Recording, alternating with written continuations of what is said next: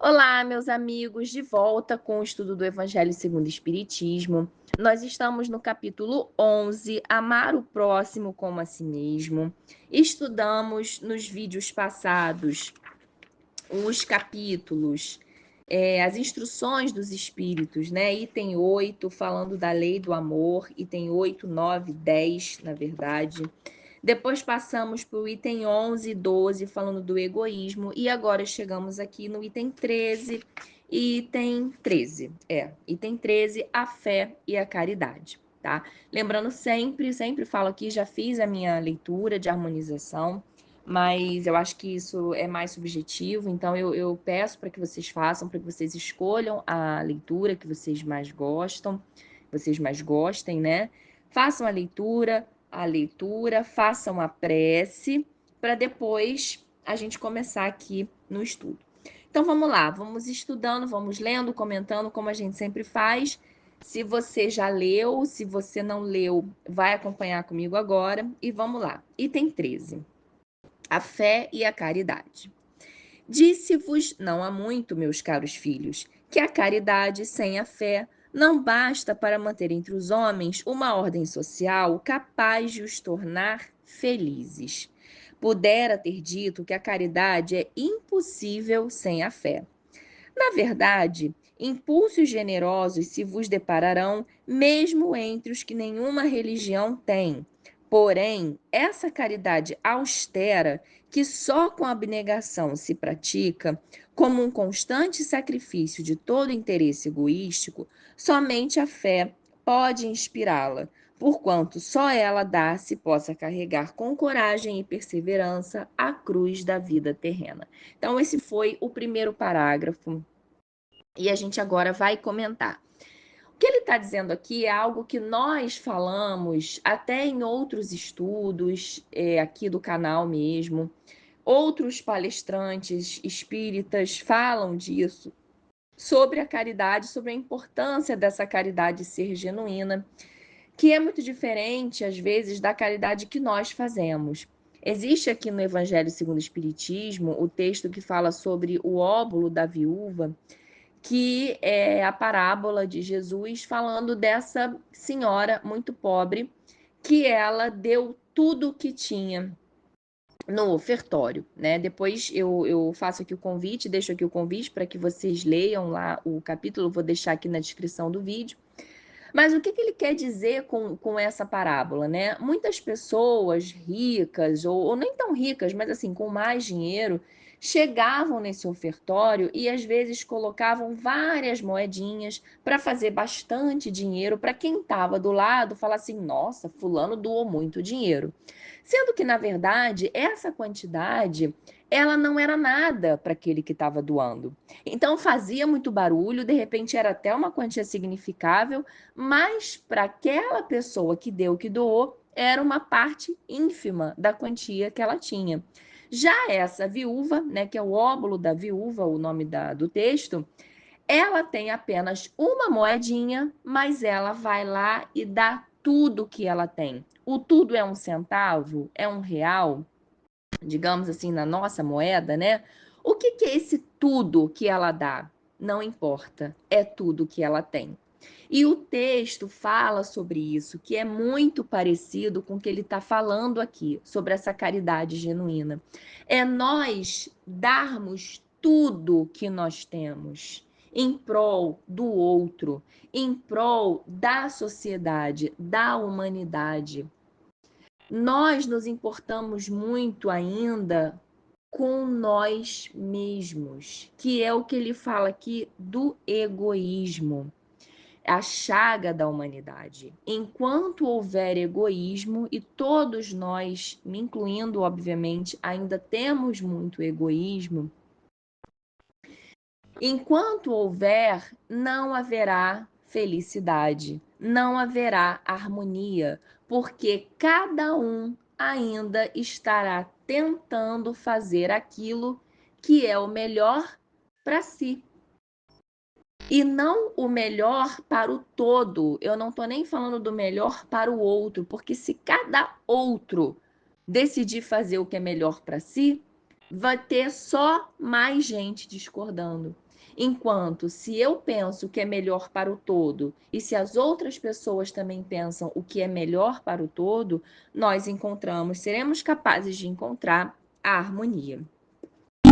E ele continua: sim, meus filhos, é inútil que o homem ávido de gozos procure iludir-se sobre o teu destino nesse mundo, pretendendo ser-lhe lícito ocupar-se unicamente com a sua felicidade. Então, aqui, né, o iniciozinho do segundo parágrafo, ele está dizendo que a felicidade não é deste mundo, né? Como é dito aqui no Espiritismo.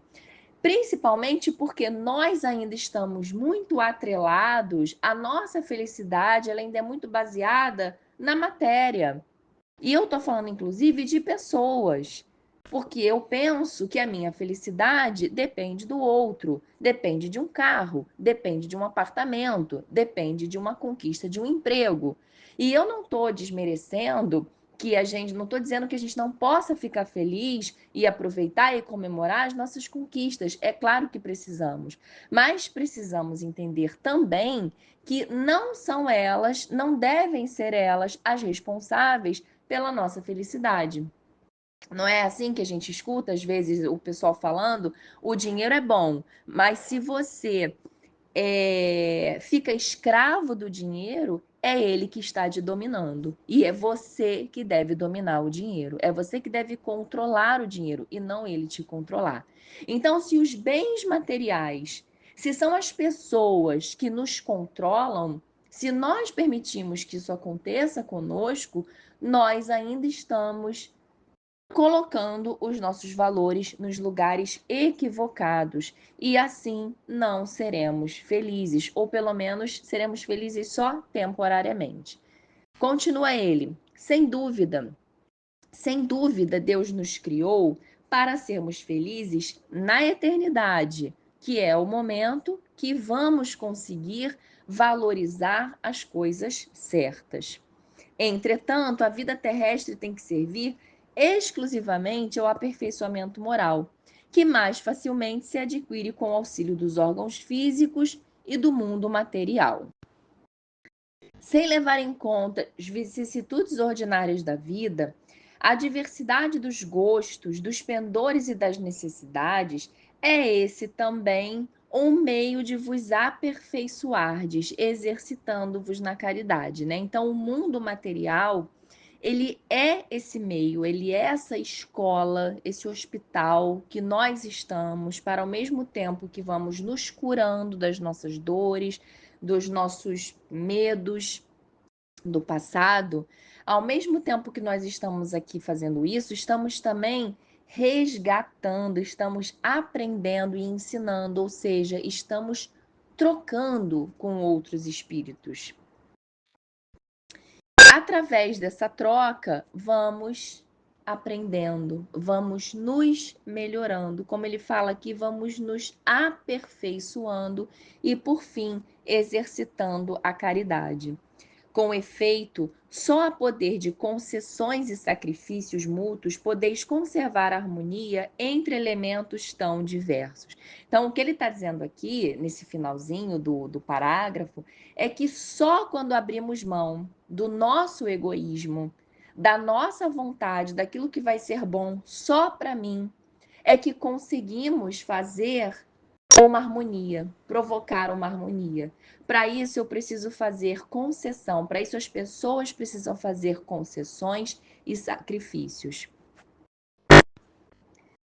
Tereis, contudo, razão se afirmardes que a felicidade se acha destinada aos homens nesse mundo, desde que ele a procure não nos gozos materiais, sim no bem, né? Então, eu tinha acabado de falar uma máxima aqui do Espiritismo, que é a felicidade não é deste mundo, mas por quê? Não como um pragmatismo, mas porque a tendência dos espíritos aqui da Terra, desse mundo de provas e expiações, é ainda procurar a felicidade naquilo que não fornece esse sentimento.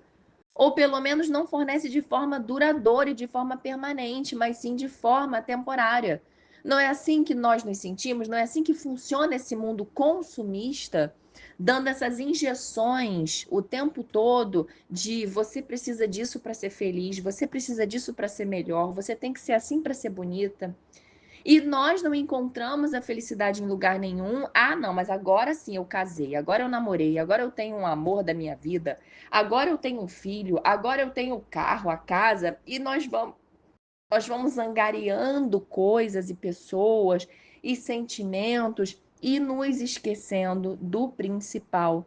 E aí é por isso que a gente vê tanto no mundo de hoje esse vazio, pessoas riquíssimas, pessoas com sucesso, com fama, com poder e ainda com um vazio. Por quê? Porque estão procurando a felicidade aonde ela não existe, onde ela não existe. Então ele continua aqui. A história da cristandade fala de mártires que se caminhavam alegres para o suplício. Hoje, na vossa sociedade, para serdes cristãos, não se vos faz mister nem o holocausto do martírio, nem o sacrifício da vida, mas única e exclusivamente o sacrifício do vosso egoísmo, do vosso orgulho e da vossa vaidade. E eu acho interessante ele dar esse exemplo para nós termos uma dimensão do que esses cristãos faziam no passado, de repente éramos nós, né, naquela época, e do que nós não precisamos fazer hoje, mas ainda assim é igualmente difícil. Se nós pegarmos qualquer trecho falando de passagens desses cristãos, de como eles eram perseguidos, de como eles eram colocados no Coliseu para serem mortos pelas feras, isso era motivo de diversão para as pessoas, e depois eles começaram a ser colocados em hastes de madeira, funcionando como verdadeiras tochas, eles eram incendiados, né? Sendo transformados em tochas humanas. E existem relatos do que ele está falando aqui, de como esses cristãos, pela sua fé, pela sua caridade, pela sua abnegação, eles se colocavam nessa situação. Se colocavam nessa situação. E hoje, como ele fala, nós não precisamos de martírio, nós não precisamos ser colocados para sermos amordaçados, para sermos destroçados por feras. Não é necessário nada disso. Mas precisamos abrir mão de algo que nos está sendo muito caro ainda, que é o nosso egoísmo. E uma vez eu li um texto, eu vou ver se eu acho e boto aqui na descrição do vídeo também, do Emmanuel falando que da nossa transformação, um texto até muito bom de ler para aqueles momentos que a gente está aflito porque não consegue mudar, já percebeu que algo está errado, mas ainda não consegue mudar. E aí o Emmanuel vem falando que, na verdade, Jesus não quer muito de nós. Ele apenas quer que nós façamos uma migalha. E ele faz o resto. Ele apenas quer que nós possamos dar o primeiro passo. E ele nos ajuda com os outros passos. Mas aí o Emmanuel frisa a dificuldade que nós temos de dar até essa migalha. E quando se fala aqui em deixar o egoísmo de lado, nós precisamos pensar que não é abrir mão de tudo que temos, não é abrir mão de todas as nossas opiniões, de todas as nossas necessidades. Agora eu vou passar a concordar com tudo, eu vou dizer sim para tudo. Não. Jesus mesmo disse que nós precisamos discernir. Não está. O errado é você julgar, o errado é você já ir criticando, mas discernir faz parte de uma pessoa que está buscando a sabedoria. Então, não é sobre isso, não é sobre passar a concordar com tudo e dizer sim para tudo, mas é sobre avaliar o quanto eu estou preocupado demais com uma coisa minha, de uma coisa para mim, sendo que aquilo poderia ser muito mais benéfico ao outro e à humanidade. Então, essa é a mensagem que fica no nosso estudo. Essa é a mensagem, e essa mensagem tão urgente, né? Para a nossa humanidade, para os tempos de hoje, que são tempos de egoísmo, são tempos de ódio, são tempos de muita loucura, eu diria até. E nós precisamos cada vez mais desse amor e dessa caridade.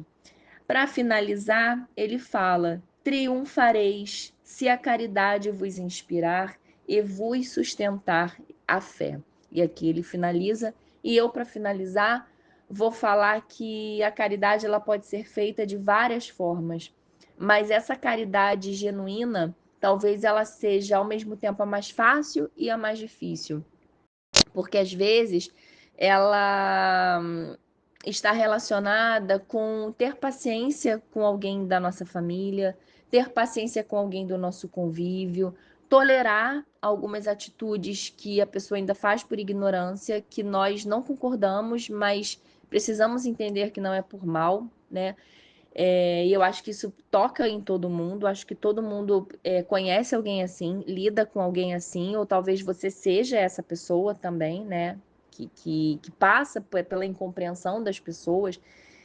E por isso que eu falei, essa às vezes é a mais fácil, porque ela não tem a ver com dinheiro, com tempo, não tem a ver com sacrifício, com martírio, com holocausto, mas ela tem a ver com uma parte nossa ainda que está muito blindada, que está muito fechada, que está ainda dormindo na ignorância, né?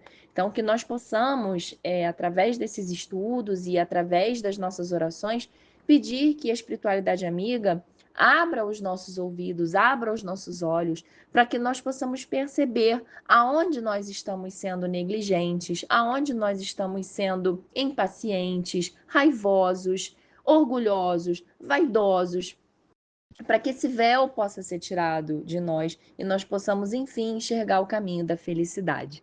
Tá bom, pessoal? Eu espero vocês nos próximos estudos, tá? Tendo alguma dúvida, eu tô me organizando aqui para voltar a gravar os vídeos para vocês, né? O vídeo que eu digo com a imagem, assim.